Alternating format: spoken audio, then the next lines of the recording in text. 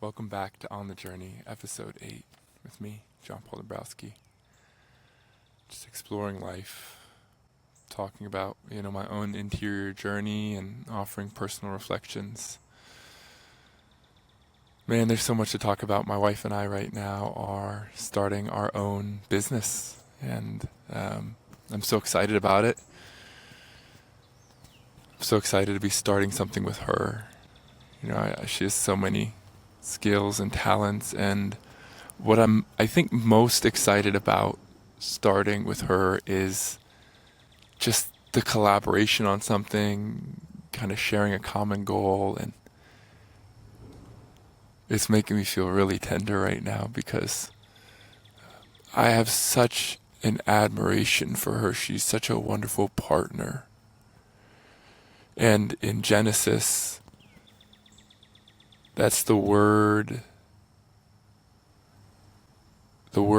when talking about man and women is helpmate, partner, but it's like a battle term. It's the term of like the person who you want supporting you at your side.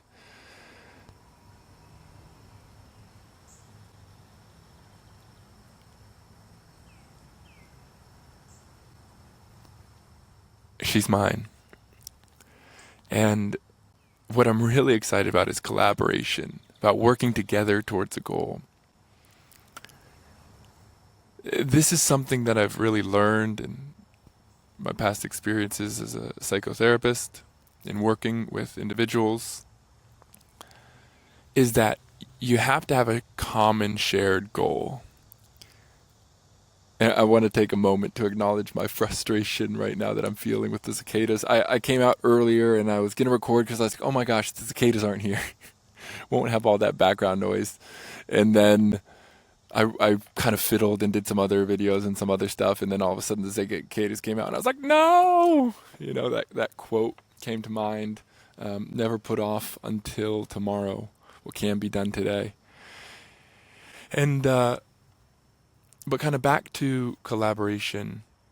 The most important thing for collaboration is a common and shared goal. And I teach this to all the therapists that I supervise, that I teach, that I train. It actually has to be a really shared goal. It can't be one-sided. It can't be lopsided. Because that goal is the thing that brings us together when either me or you, me or my client, me or my wife wander off track. It's actually the goal that brings us together. And so what a goal does is it brings stability because it's something that rises above you both, that you both tend towards. And when you both tend towards the same goal, it actually brings you closer together. The closer you each get to that shared goal, the closer you are to each other. And so this happens all the time in therapy practice. It's such a danger to want clients to work on what I want them to work on rather than what they want to work on. And instead, I put a lot of intention into really clarifying a shared goal. Now, something that's really important is that as we get together, the goals that we set in the very beginning, they're going to change. But if I could give one piece of advice, one recommendation for couples, for partners, it's identify your shared goals. And you don't have to have them all right now, but the shared goals, those are the things that are going to bring you back into alignment with each other because you're in aligned with something greater than you.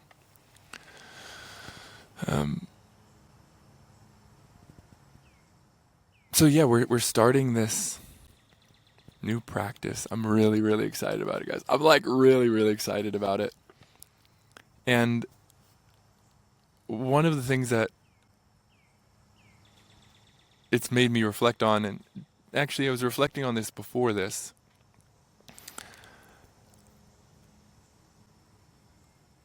Up until this point in my life, I feel like most of my work, most of my intention and action has gone into like putting forth effort and doing things. And it's been really fun recently. I've started this little podcast on my YouTube channel, this On the Journey. And that's a success for me. a successful podcast is not a podcast that has 1 million followers to me, although that would be one metric. To me, a successful podcast is a podcast that I'm excited and desire to show up to every day. That's the kind of podcast that I want to have. I don't care how much, well, that's probably not true. You could probably pay me a lot of money to do something I don't want to do. But this is not about making money and being successful. It's about doing the things that I love in life and showing up the way that I want to show up. And that's part of the excitement behind this business, this brand, is I feel like it's really an opportunity to show up in the ways that I want and choose how to do that. But I'm starting, I mean, a lot of things are really fun that are happening right now in my life. I'm starting to do this little podcast on the journey. I'm starting my YouTube channel. I'm putting out a lot more meditations on here. I've put together a mindfulness mini course on mindfulness for big emotions. That is something that I'm really excited about. I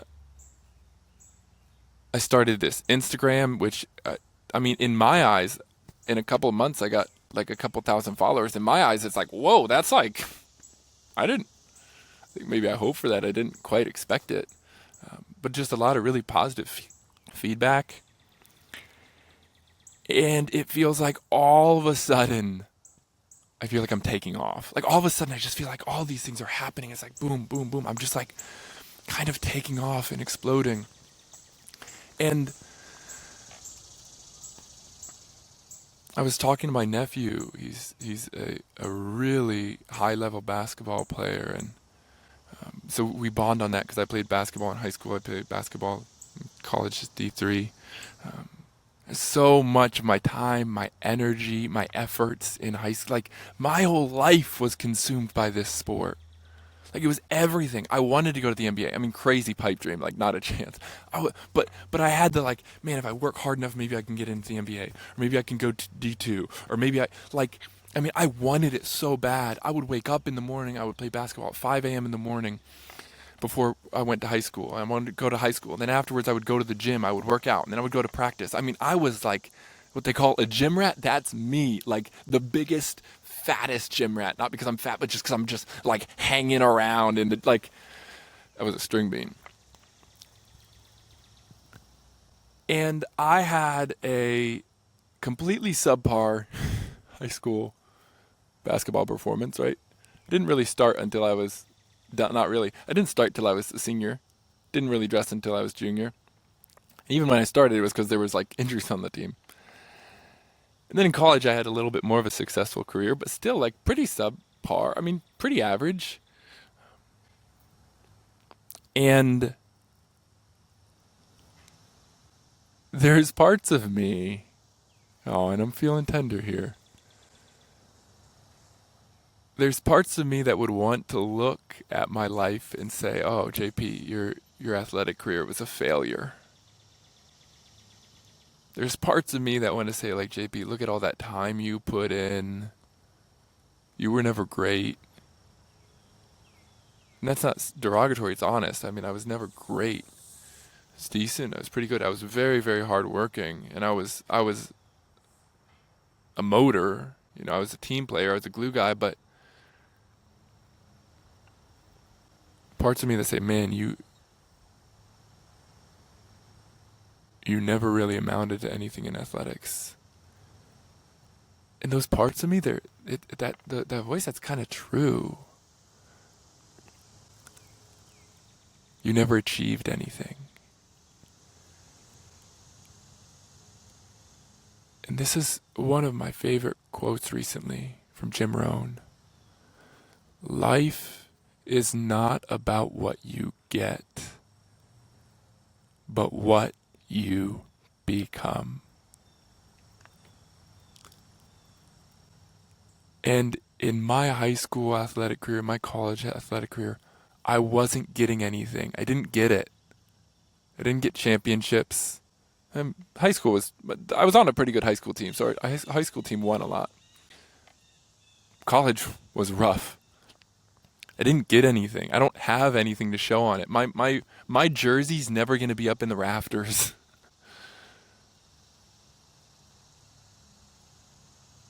But it's not about what I achieved. It's about what I became. All that time in the gym, all that time feeling discouraged and choosing to work anyway, all that time learning how to wake up to my alarm clock, to roll out of bed to get into the gym.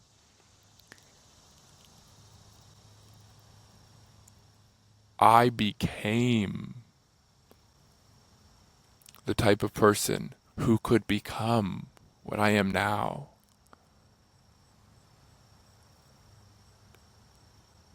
And so there's a part of me that wants to say, like, oh man, all that time, all that grind, like you didn't get anywhere with it, and so it was wasted. No.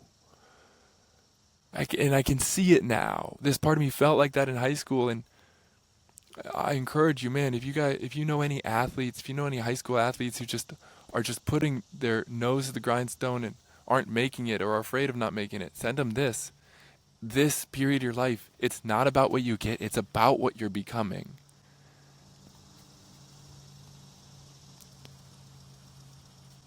None of it was a waste.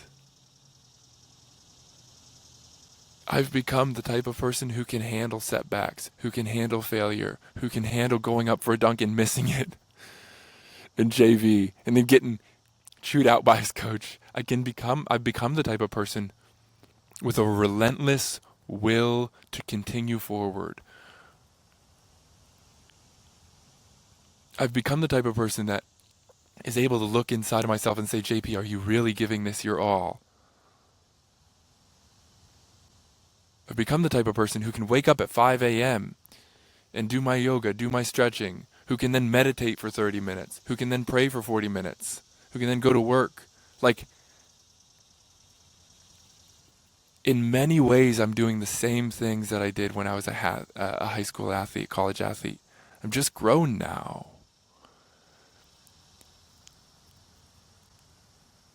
Life is not about what you get, but what you become.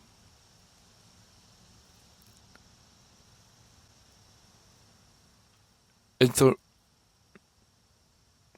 now as I'm, putting out this podcast, which I love, this is so fun to me.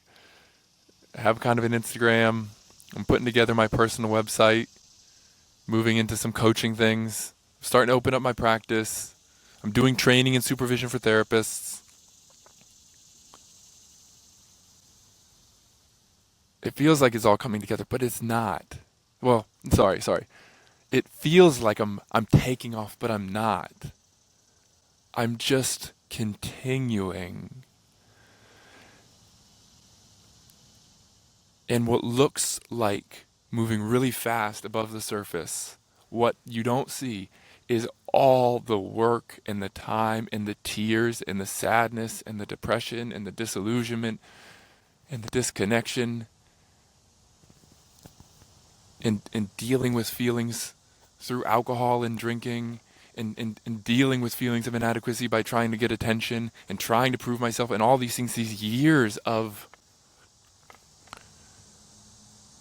difficulty, but that I leaned into, that I asked myself hard questions, that I was supported by a lot of mentors to ask hard questions, to say like, oh, maybe I don't want to drink like that anymore. Oh, maybe the way that I'm trying to purchase the attention of other people, maybe that's actually not good for me. Maybe it's not good for other people. Maybe people don't like that.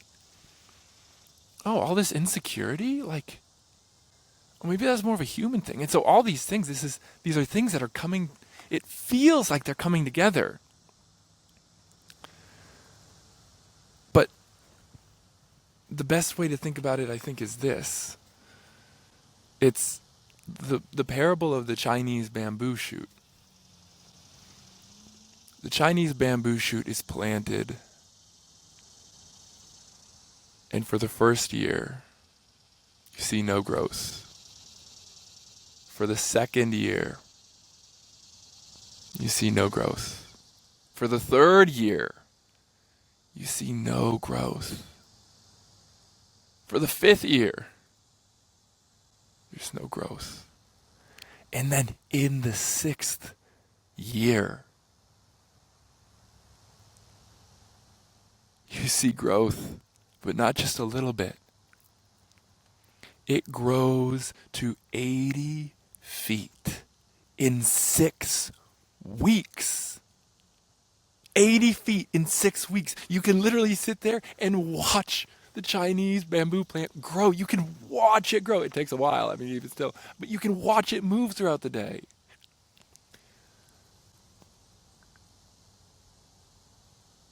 This is kind of how I feel about what's happening in my life right now. It would be folly to say that the bamboo plant just grew 80 feet in 6 weeks. It didn't. Over a period of 6 years, it deepened roots. It changed, it grew, it was developing, it was preparing. And at the right time, with a strong foundation, it emerged and exploded. And the thing about bamboo too is that once there's one stalk, it just spreads like wildfire because it has a strong foundation.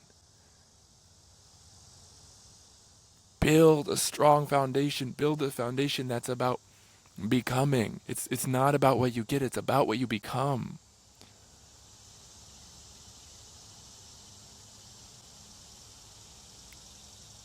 And it's kind of beautiful, I feel choked up about this. I feel like I'm at a place in my life where all the lessons that kind of old people teach you, that tell you about, people say, oh, it's about your character, it's about developing character. I'm seeing that they're right. I'm seeing that it's true.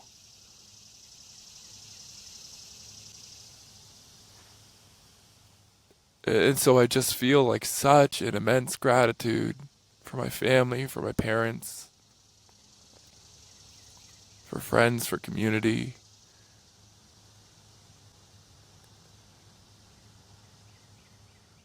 I feel so filled with gratitude for the grace that God has given me in moments of great hardship and pain and suffering.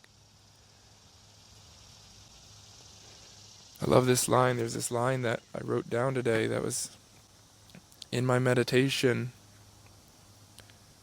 And the line is, awareness has shown itself through my preoccupation. That's how I feel about God's grace. It's not that, oh, now I see God's grace. It's God's grace breaks through into consciousness. That prayer is always a remembering that God's already here. He's always been here, but we don't see him.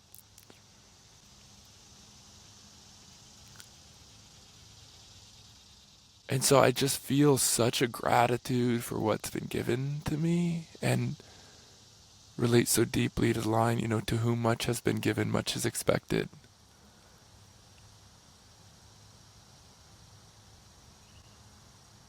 But that's not a burden to me. It's just the right thing to do.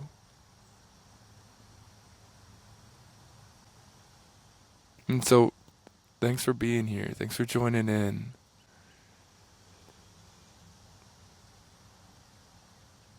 It's not smooth sailing from here. We never get to a place in life where oh, now it's smooth sailing. I think that's a huge illusion.